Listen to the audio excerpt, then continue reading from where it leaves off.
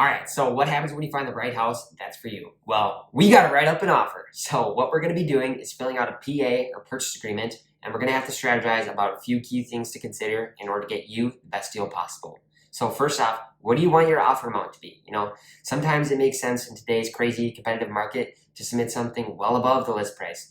Other times, if the home has been sitting on the market for 150 days plus, then you're probably going to want to submit something a lot lower. Another thing to consider, how much earnest money you want to put down. Earnest money is not anything extra. It's simply just good faith money to show the seller that you're a very serious buyer.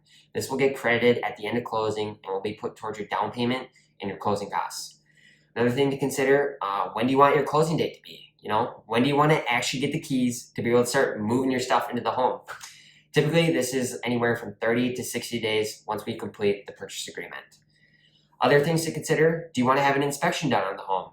Highly recommend getting an inspection. You want to know what you're buying and what you're getting into. So stay tuned for a future video just on that alone.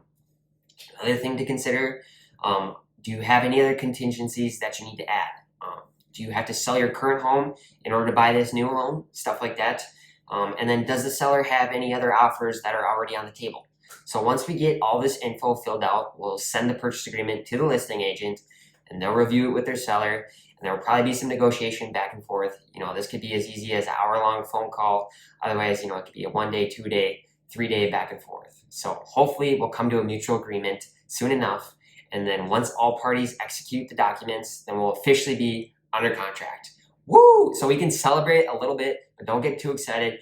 Don't pop the champagne just yet, because we have a few, couple other mountains that we have to climb in order to successfully get to the end of that closing.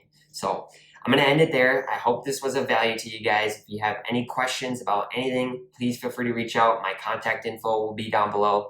As always, hope you guys have a good one. Bye now.